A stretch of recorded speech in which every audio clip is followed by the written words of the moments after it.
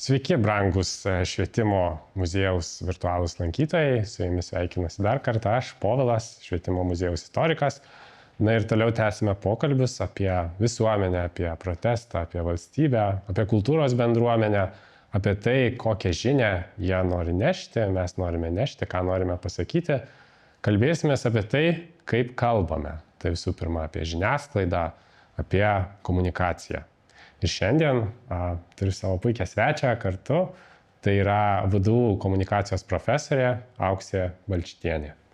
Sveiki. Labą dieną. Tai, ir tokį pirmą klausimą tuomet ir norėčiau užduoti apie žiniasklaidą šiandien, apie tą tradicinę žiniasklaidą, kaip mes suprantam. Tai visų pirma, kas tai yra tradicinė žiniasklaida ir kokį vaidmenį šiandien ji tebe vaidina, ar ji tebe yra svarbi? Ganėtinai platus klausimas, bet jis tikrai labai reikalingas, nes jeigu žvelgčiau į apskritai visą informacinę erdvę, viešąją erdvę, tai sakyčiau, ten yra labai daug sumaišties. Ir jūsų klausime jau buvo justi ir net kelios tokios savokos užsimezgė, kad yra klasikinė, tradicinė žiniasklaida, yra ir medijos, yra visa informacinė aplinka. Ir kokia yra klasikinė, tradicinė žiniasklaida, kokia yra jos misija, gal lengviau suprasti, tarkime, tiems žmonėms, kurie gyveno aktyvų gyvenimą, domėjosi informaciją, sakykime, dar prieš socialinių tinklų ir visą socialinių medijų platformų erą. Nes yra tęsinys, klasikinė, tradicinė žiniasklaida dirba toliau, jinai tęsia savo darbą ir tebūnie jinai keliasi į skaitmeninę erdvę. Bet jauni žmonės, kurie, auga socialinių medijų apsupty, socialiniuose tinkluose, ieško savo reikalingos, įdomios informacijos, galbūt įsivaizduokime, kuri susijusi su mokslu tematika, bet tikrai nepalyginamai daugiau laiko leidžia ten pramogaudami arba šiaip domėdamėsi kažkokiais reikalais ir bendraudami su savo bendramžiais. Tai šiai auditorijai klasikinė žiniasklaida yra kažkas tokio sunkiai suprantamo. Ir vyresnės kartos žmonės, kurie jau turi tą tęsinį įsivaizdavimą, jie supranta, kas yra televizija, kas yra žinių laida, bent jau iš savo kasdienės patirties tą žinojimą turi, tai jauniems žmonėms tai yra kažkokia terra incognita. Ir ta nepažįstamoji žemė, tiesą sakant, kad ir kaip daug mes kalbame apie medijų raštingumą, apie klasikinę žurnalistiką ir žurnalistikos vertę demokratijoje, mokyklose to yra tikrai per mažai. Žodžiu, moksleiviai, jauni žmonės, net ir ateidami į universitetą, ne visada turi tą supratimą, netgi kas yra visuomeninis transliuotojas ir kokią misiją klasikinė žurnalistika vaidina demokratinėje visuomenėje. Tai tas piešinys yra labai labai susipainiojęs. Ir jis yra susipainiojęs ir dėl tokių dalykų, kurie yra susiję su pačia informacinių technologinių virsmo visa eiga, nes apytikriai apie 2000 metus mes fiksuojame tą virsmą į skaitmeninę erdvę. Ir Lietuvoje 2000 metais jau įsikūrė pirmasis žiniasklaidos portalas, tai yra, panaudokim tą prekės ženklą Delfi naujienų portalas, jis jau 25 metus gyvuoja ir tikrai studentiško amžiaus žmonės yra užaugę tokios, medijos apsupty, kurioje yra ir klasikinės žurnalistikos, bet ten yra labai daug reklamos, viešųjų ryšių, pardavimų, pirkimų ir kitokių veiklų, kurios nėra susijęs su klasikinė žiniasklaida. Taigi jaunam žmogui susivokti tame tokioj dėlioniai, tokioj mozaikoj yra tikrai nelengva. O tai kokia tuomet skaitmeninės žiniasklaidos ir apskritai galbūt galima būtų praplėsti socialinės erdvės reikšmė jaunam žmogui? Ar čia mes galime tada brėžti kažkokius kartų skirtumus, kad štai socialinė erdvė jauniems žmonėm arba tą jaunesnei kartai yra žymiai įtakingesnė negu vyresniem? Manau, tikrai taip, mes brėžiame kartų skirtumus. Brėžiame kartų skirtumus tiesiog natūraliai, gyvenimas keičiasi, atsiranda naujos technologijos, nauji sprendimai. Jaunesnės kartos žmonės, kurie auga tiesiog su šitomis inovacijomis, jiems tai yra jų gyvenimo tęsinys ir tai yra kažkokia natūrali veikla. Ir į medijas aš kartais naudoju tą savoką medijos, turėdama mintyje viską. Tai yra ir vaizdo, ir teksto, ir pokalbių, ir reklamos turinio nešėjai. Tai medijos, jeigu imtume pavyzdžius, tai galėtų būti socialiniai tinklai, tai yra medijos pavyzdys. Bet ten mes galime atrasti ir geros kokybiškos žurnalistikos. Jeigu tą paskyrą valdo, pavyzdžiui, tikrai profesionali žiniasklaidos redakcija. Tai žiūrėdama į tuos tęsinius ir augdami žmonės kartu su savo žiniasklaidos ir medijų tokiais tęsiniais, jie tą savo vaizdinį visą gyvenimą ir nešasi kartu su savimi. Tai mes ir pasakytume, kad vyresnės kartos žmonės, nebent jie yra bendraujantis, diskutuojantis, jiems rūpi, jie yra, jie yra smalsus, tai jie irgi neria į tą pasaulį ir ten, ieško to savo tęsinio. Bet natūralu, kad vyresnės kartos žmogus, žodžiu, tą savo tęsinį vis tiek jame yra kažkoks židinys, kažkoks brandolys. Pavyzdžiui, vakaro naujienų laida Panorama su LRT yra šventas reikalas dideliai daliai žmonių vyresnės kartos ir jiems tai yra, tam tikra pertraukėlė, tam tikras vakaro užsiėmimas, tam tikra forma, kada galima sužinoti, kas vyksta pasaulyje ir galbūt, turėti tokią pauzę, kurioje, randu tą savo santykį su supančiu pasauliu ir su naujienomis. Tai atsakant į jūsų klausimą ir sugrįžtant prie to, kad yra kartos, tikrai yra kartos, yra kultūros, yra tam tikra amžiaus nubrėžta tradicija, bet aišku, tą kartą ir kultūrą mes galime brėžti ne tik pagal amžių, bet ir pagal tai, kaip žmogus save jaučia, jeigu jisai mato savo vertybinės nuostatas kažkokiame tokiame uždaresnėme pasaulėlyje ir jis yra galbūt, nebijokim to žodžio, piktas dėl kažkokių tai dalykų ant pasaulio, ant kaimyno, tai ir jo medijų repertuaras arba medijų ta dėlionė yra vėlgi kitokia, savotiška. Tai kaip įvairūs yra žmonės, taip ir mūsų santykis su medijomis, su mūsų kažkokiais asmeniniais pasaulio vaizdiniais tame skaitmeninėme pasaulyje, jie yra labai skirtingi. Kai kur jie persidengia. Tai čia labai žavu, kad mes galime kalbėti apie tuos persidengimus ir aš labai svajoju, kad tie persidengimai būtų klasikinės geros žurnalistikos terpėse.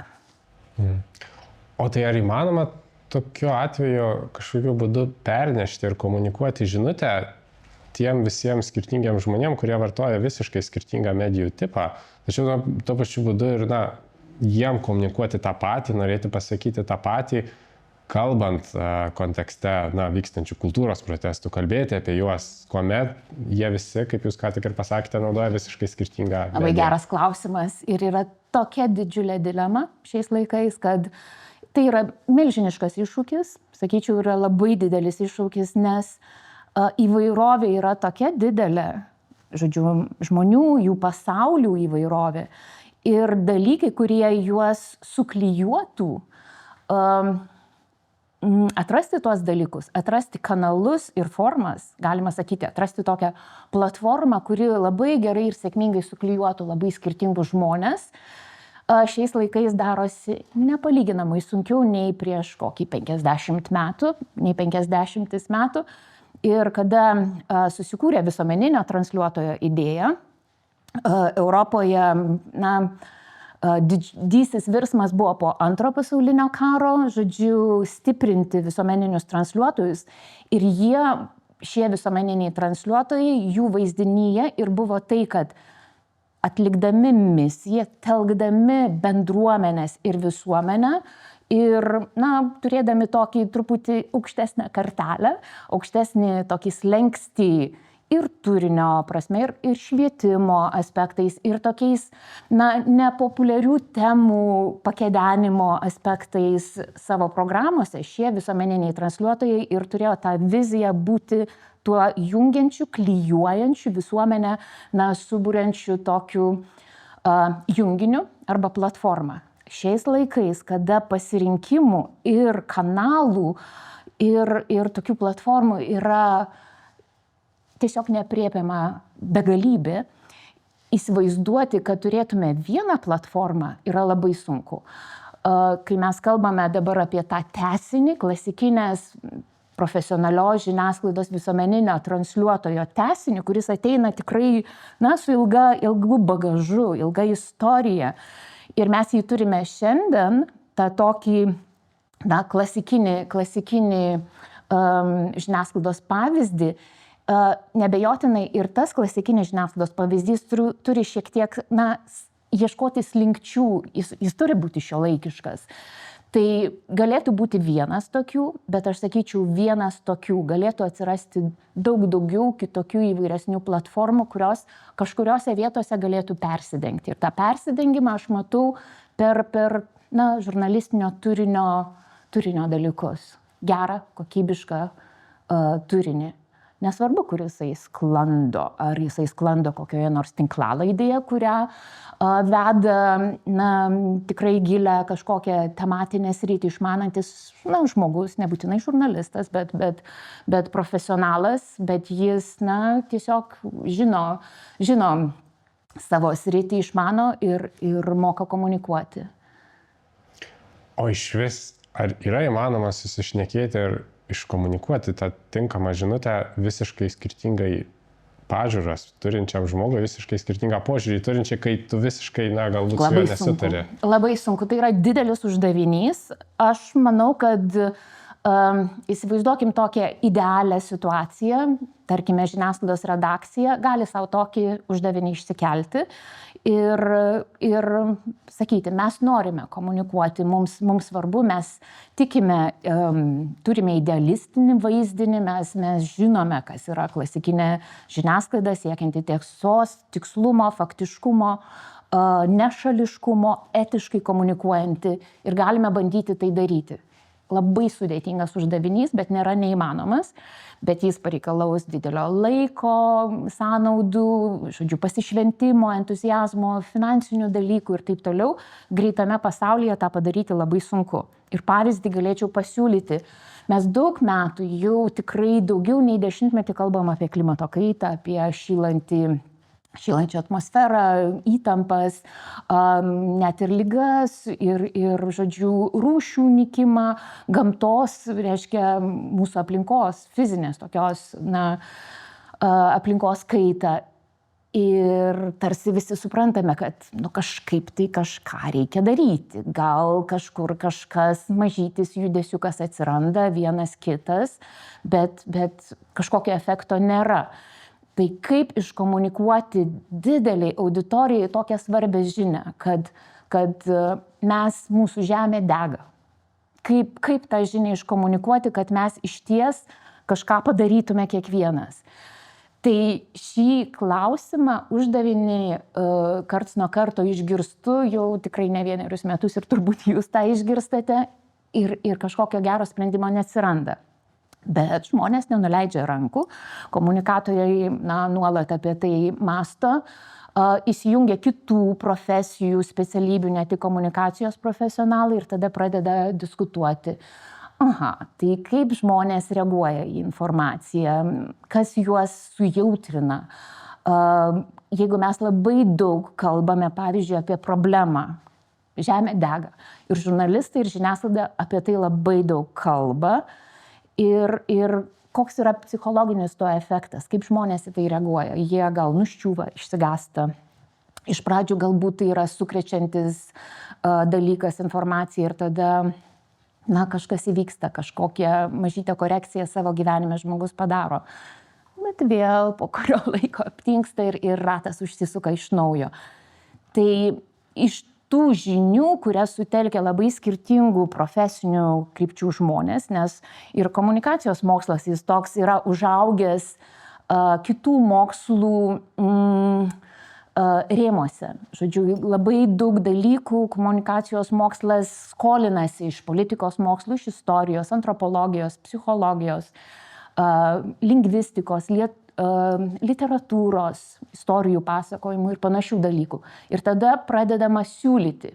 Galbūt eksperimentuokim kitaip. Ir vieną tokį siūlymą bando įgyvendinti šiuolaikiniai mokslininkai ir žiniasklaida klimato komunikacijos tematikoje, kada kalba mažiau apie problemą, bet daugiau apie tai, kas galėtų suaktyvinti žmogaus veiksmą, daryti kažką kitaip ir keisti savo elgesį. Ir toks judesys vadinasi, galime pavadinti perėjimu nuo kalbėjimo apie problemą.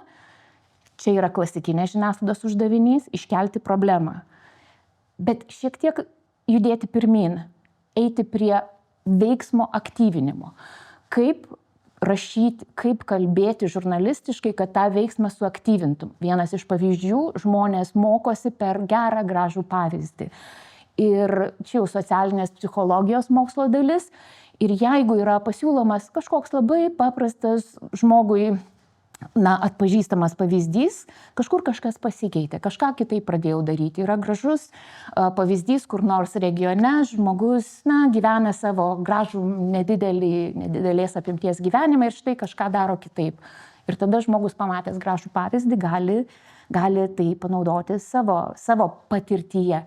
Ir čia įvyksta tokia psichologinė transformacija, nes visada mes pirmiausia sakome, kad turime pakeisti savo nuostatas, tada pasikeis elgesys.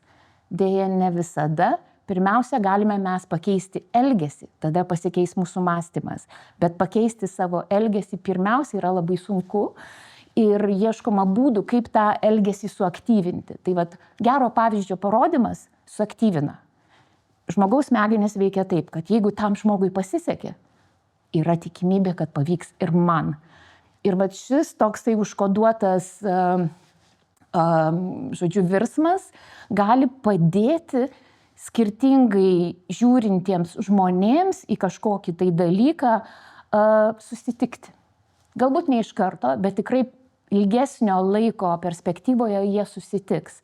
Nes vienas kažką pamatęs gero, pagalvos, pasisekė tam žmogui, galbūt yra tikimybė ir man pasiseks. Padaręs tą judesį, veiksmą, pradeda smegenys keistis, prasideda iš patirties, geros patirties keistis ir nuostatos.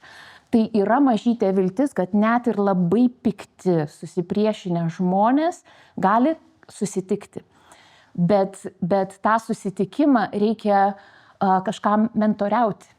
Reikia mentoriaus. Jie patys tarpusavyje neturi tokių resursų, kad jie susitiktų ir susišnekėtų.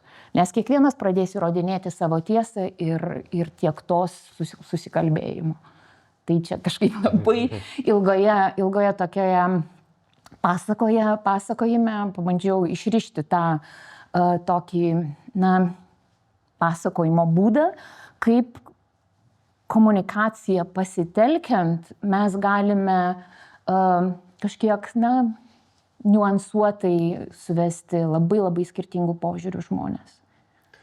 O ar galima organizuoti, turėti gerą komunikaciją, tai yra pasiekti kažkokį stiprų apčiuopamą komunikacinį efektą, tačiau neturint finansų, neturint pakankamų finansų? Čia pirmiausia, svarbiausia turiu omenyje visuomeninius judėjimus ar tai pilietinės kažkokias iniciatyvas. Yra tokie posakiai, kad kaip ten mažos dovanėlės stiprina draugystę, taip ir finansai turbūt leidžia kvėpuoti laisviau ir leidžia galbūt eksperimentuoti. Bet aš nesu dėliojanti finansinius resursus toje grandinėje į pirmą vietą. Aš manau ir jau mano gyvenimo patirtis leidžia spręsti, kad jeigu aš pirmiau susitelkiu į idėją, tai ta grąža, ji ateina ir emocinių pavidalų, ir ateina ir finansiškai, ir materialiai. Tai jau mano gyvenimo patirtis ir išbandyti projektai, įvairūs eksperimentai, kuriuos tiesiog darome ar skaitydami paskaitas, ar kažkokius tai darbinius posėdžius ir eksperimentinės kažkokias studijas, kur galima tiesiog be didelių resursų, netgi kalbant apie medijas, pavyzdžiui, su studentais aš dirbu, kalbuosi apie medijų raštingumą, bet mes nenaudojam ne vieno medijų kanalo. bet mes kalbamės apie tai, ką žmonės atsineša iš savo patirties, kokia jų gyvenimo patirtis ir kokie ten yra nusivylimai ir džiaugsmai ir kaip tą atpažindami, iškeldami į atvirą kelių žmonių diskusiją, aišku, labai tokioj jautrioj ir etiškoje atmosferoje jie gali mokytis medijų raštingumo, neturėdami tikrai labai sudėtingo kokio nors ten, nežinau, resurso. Pavyzdžiui, kurti blogą, šiais laikais nėra labai brangu, bet reikalauja, mokėti tai daryti ir panašių dalykų. Na ir pabaigai paskutinis klausimas, šiek tiek apie tai jau užsiminėte, apie tai, kaip keičiasi mūsų komunikavimas. Tai kaip jis keičiasi? Ar mes tampame piktesni, čia kalbu apie socialinių tinklų atsiradimą mūsų gyvenime, ar galbūt priešingai kažkoks teigiamas efektas, kad mes tampame atviresni viskam, viskas mums tampa atvira ir mes galbūt daugiau tolerancijos įgyjame. Keičiasi šitie dalykai? Visko turbūt yra ir mes pamatysime daug dalykų, kurie yra tikrai labai geri. Net ir naršydami socialiniuose tinkluose, ieškodami, galbūt šiaip tinginiaudami ir leisdami kažkokį tokį labai pasyvų laiką, visi mes momentais tą darome. Mes galime pajusti, kad algoritmai šitų socialinių platformų pasiūlo ir kai ką mums tikrai labai naudingo ir gero. Ir aš tą drąsiai prisipažįstu, yra kai kurie informacijos šaltiniai, kuriuos susekė pagal mano ankstesnius pėdsakus skaitmeninėje erdvėje ir aš atradau tuos autorius, kurių šiaip net neįsivaizdavau, kad jie egzistuoja, mokslininkai. Tai yra gerų dalykų. Nelabai geri dalykai ir netgi visiškai blogi dalykai yra tie, kad visa šita erdvė išverčia tą tokią išvirkščią gyvenimo ir žmonių elgsenos pusę, kada atsiranda labai daug to susipriešinimo, pykčio, neapykantos, grasinimų ir net ir grasinimų susidoroti ir taip toliau, kas vėlgi užveda kitą sistemą, kad reikia reguliuoti, reikia tvarkyti šitą erdvę ir šią teritoriją. Man nepatinka ir manau, kad mūsų elgsenoje yra labai daug to, pykčio, ir tas matyti, justi kalboje. Tai normalizuojama, reiškia, kas vyksta socialinių tinklų, medijų aplinkoje, atrodo, tampa norma net ir politinėme kalbėjime, kuris nėra socialinių tinklų erdvėje, bet jis yra realiame gyvenime ir politikų kalbose mes matome labai daug paniekos, pykčio, nepagarbos ir tiesiog melo, manipulacijų, pačių blogiausių dalykų, kuriuos mūsų pasąmonė tam tikrą prasme tiesiog filtruoja ir nebekreipia dėmesio. Galima pavadinti, kad tai tampa norma. Ir kuo daugiau tai persikelia į mūsų gatvę, šiaip miestą, aplinką, klases ir visur kitur, tai yra ta blogoji pusė. Ir žmonės tiesiog nebemoka komunikuoti ir ta visa medijų platforma tampa erdvė, kuri užduoda tikrai blogą toną. Tai kaip tą taisyti, čia komunikacijos mokslininkai vėlgi savo išsikelia tokius uždavinius ir svarsto, kad turėtų būti geros elgsenos komunikacijos kodeksas. Nes anksčiau, kai turėjome kanalus, kurie buvo toli nuo mūsų realaus gyvenimo, tarkim televizija arba spauda, ne kiekvienas ten žmogus patekdavo ir galėdavo kažką pasakyti, vis tiek žurnalistų, profesionaliai dirbančių komunikacijos profesionalų, etikos kodeksas užduoda rėmus, tam tikrą prasmingo ir etiško komunikavimo, bendravimo kryptį. Dabartinėje viešoje erdvėje niekas neturi jokios etiškos suvokimo, kas yra tinkama ir kas ne. Nebent tai yra žmogaus išsilavinimas ir panašus dalykai yra gairės. Bet didžiąją dalimi net ir labai išsilavinę regis žmonės leidžia savo šitoje viešoje erdvėje tikrai daryti dalykus, kurie šiaip realiame gyvenime būtų sunkiai įsivaizduojami. Tai na, yra toksai, žodžiu, Jekyll ir Hyde kažkokia dvilypė asmenybė. Bet aš tikiu, kad mes gyvenam tokiam virsmo laike. Reiškia, yra labai daug dalykų, na, kurie mus, žodžiu, supurto ir mes jau kalbam, kad nebežinom, kaip daryti, bet mums reikia tokio kažkokio gero inkaro, kuris mums padėtų, gero mentoriaus. Tai man, nuo to, ko mes pradėjom kalbėti, klasikinė žurnalistika yra tas geras mentorius, kuris remiasi faktiškumu, nuolatiniu ieškojimu tiesos, nes žiniasklaida, žurnalistika niekada nepasakys, kad štai čia ir yra tiesa. Jie pasakys, dabar yra taip. Galbūt po dienos mes žinosime daugiau faktų. Tiesa šiek tiek judės į priekį. Reiškia, tiesa, tiesos paieška yra tarsi judantis objektas, judantis taikinys, pavadinkim, ir mes keliaujam su juo. Ir niekada nepasakom, kad štai dabar yra taip, o ne kitaip. Mes žurnalistikoje turime tą žodžiu, pasitaisimo, savikorekcijos galimybę. Ir jeigu aš suklydau, iš karto koreguoju, sakau, ne, aš suklydau. Tai klasikinė ideali žurnalistika man yra tas mentorius, kuris ir keisis ir su šiom medijom, ir su šia aplinka, bet manau, kad tikrai išlaikys tą židinio ir tokio mentoriaus funkciją. Kągi, širdingai ačiū Jums už pokalbį, širdingai ačiū visi, kurie mūsų klausė ir kviečiu klausyti kitų mūsų pokalbių. Iki.